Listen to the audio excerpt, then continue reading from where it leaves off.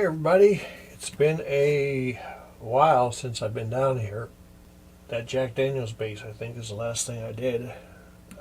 Anyhow, I had a hernia surgery. It was supposed to be like this big, ended up being like this big. So I'm laid up and I'm still sore and still weak, but I got this one in. It's a 90s reissue of a 79 Flying V. At least that's what I'm told. And we have a broken headstock. It appears to just be broken along the wing. As we know, your neck only extends up through the center here. So I'm going to take the strings off, but first I'm going to cut these. And we'll probably fast forward through all this. You guys have seen this guitar in here do the full setup, so I don't think there's a reason to do the setup on video again. I'll put a link below. Let me get these off so we can assess the damage.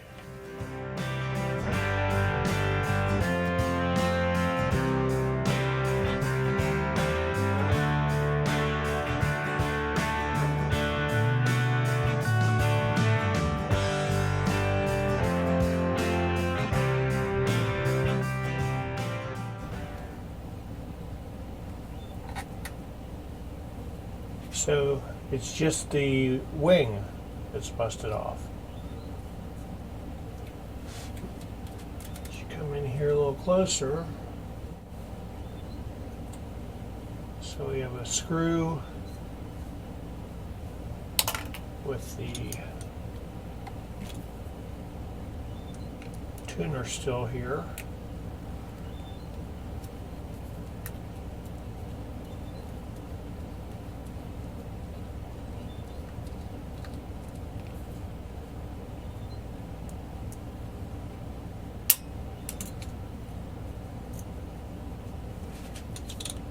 This 10 mil out. Original Gibson shallow tuners.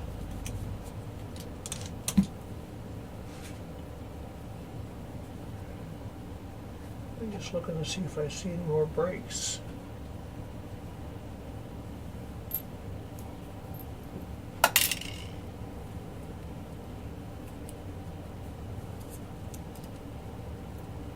It's in there tight. Okay. So this wasn't the original tuner. These originally had the Gibson. You can see the witness marks there. There. So these were reamed out to put in the shallers, which I'm going to say they're probably a better bet anyhow.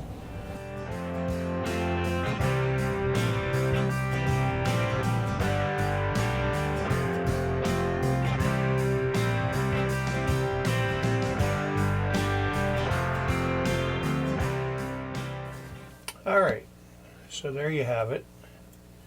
And there you have it. Nice break, nice simple break.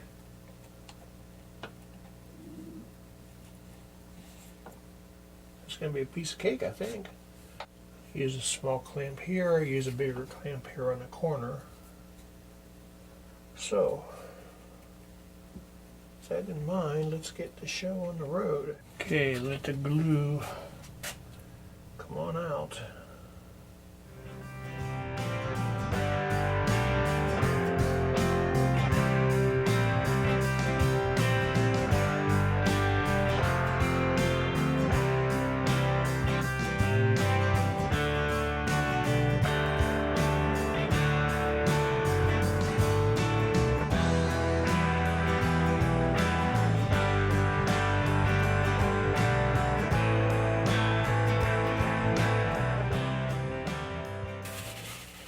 The paper towel set up to catch the squeeze out.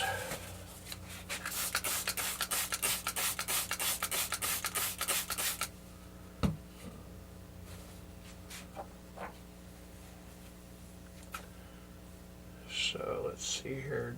Are we fully covered? I think we can go a little bit more.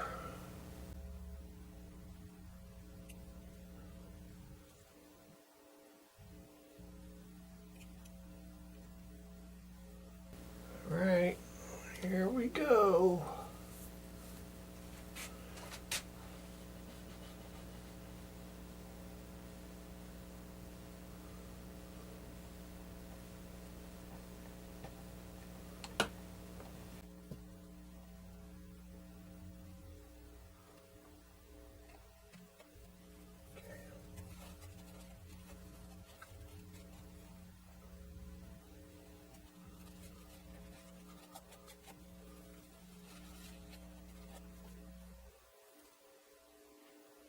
Okay, so we're glued up, and let's just take a look at the back very gently.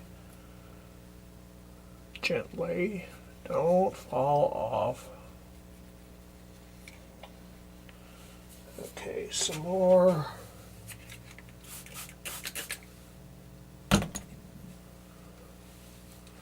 Squeeze out, and we can let it sit for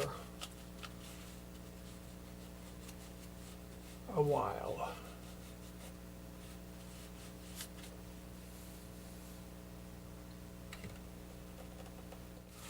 Made a ramp out of this strapping tape, and using a pink eraser here to hold that, to keep that from moving on me.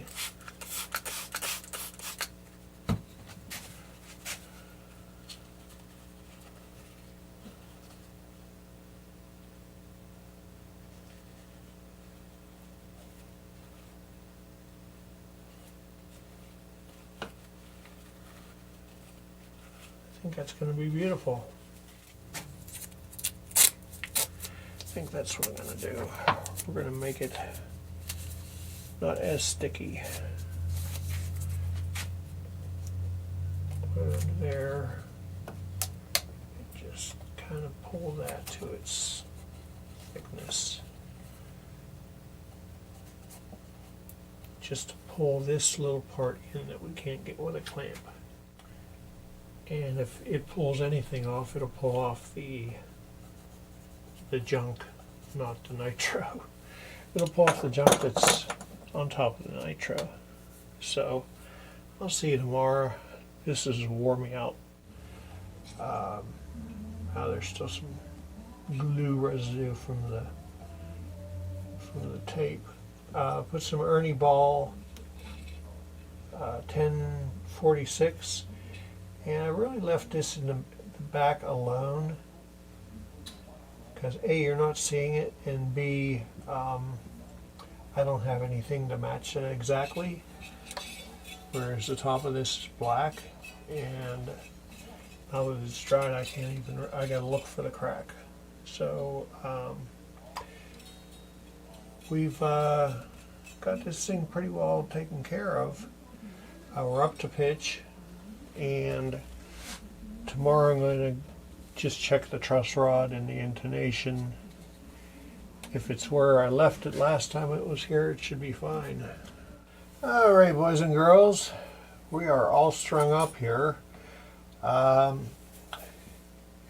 to, before I started the video, I was checking the relief. I had 12 thousandths, but I only had little over 3/64ths on the bass side, and I had a little less than 4/64ths on the treble side.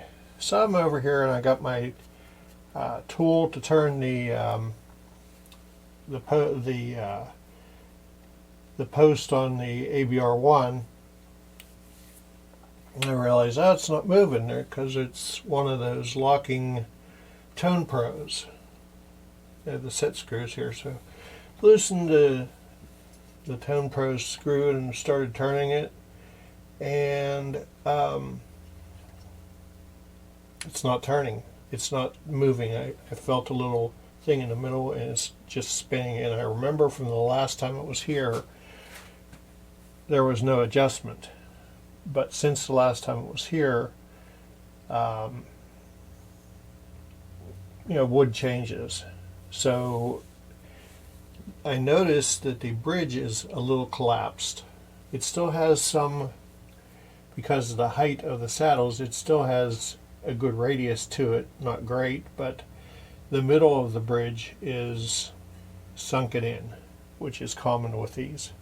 That would be why, and I'm sure that because of all these scratches here, I don't know if you could see them in the picture there, but all the scratches around the posts, people have been trying to adjust these for years and years and years.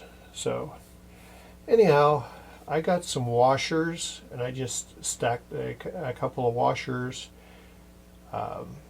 one thin one and one thick one here, and it got me to 5/64, and two thin ones, and they actually match the footprint of the top of the knurled knob on the post, so they're not going to go anywhere.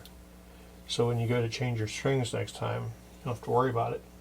So after futzing around about that, we managed to get our string height right, and we checked the we haven't checked. Let's check the pickup height.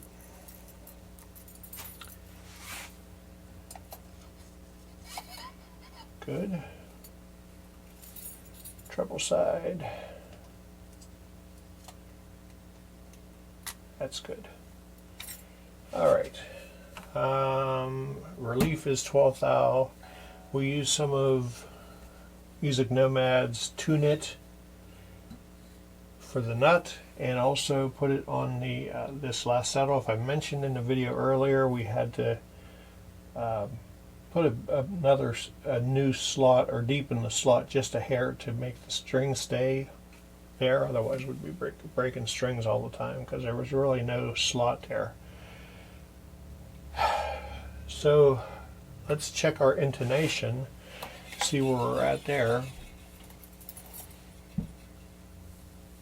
I should have a pick handy. There it is. Here's my thing of washers.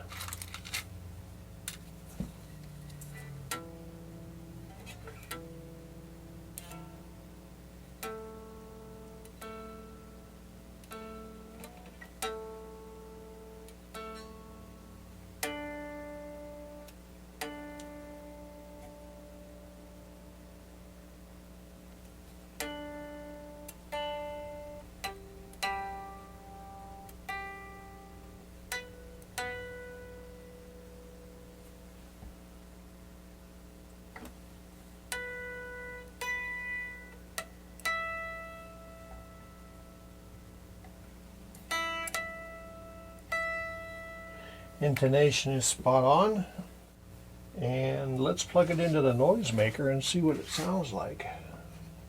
I bet it'll sound like a Flying V from the 70s.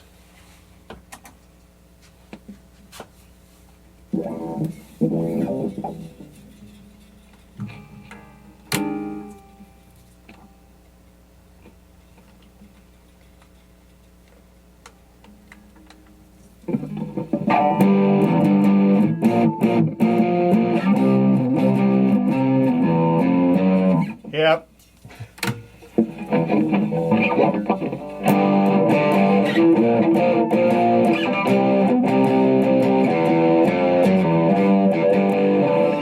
That's all the free bird I'm playing. If you're going to play a Flying V, that's what you want to do. We're done here. Our glued headstock is fixed. We will reaffix our headstock. Find all the screws that belong in there. It's these three. They all kind of stay the same. Take your #1 screwdriver. I want to thank you for joining us down here in the underground lair as we did a repair and made some adjustments. I'm going to tell Buddy to get a new bridge for this. If he wants to continue to play it, it's just going to get worse. So thanks for watching. Check out the channel, subscribe, if you need your guitar brought up to par, go to Facebook, send me an instant message. I'm also at stringmanguitars.com, and tell your friends. I'm finally feeling well enough to do things again. So take care of the old folks, love your neighbor like you love yourself, and most of all, you keep being awesome. Peace. Have a good one.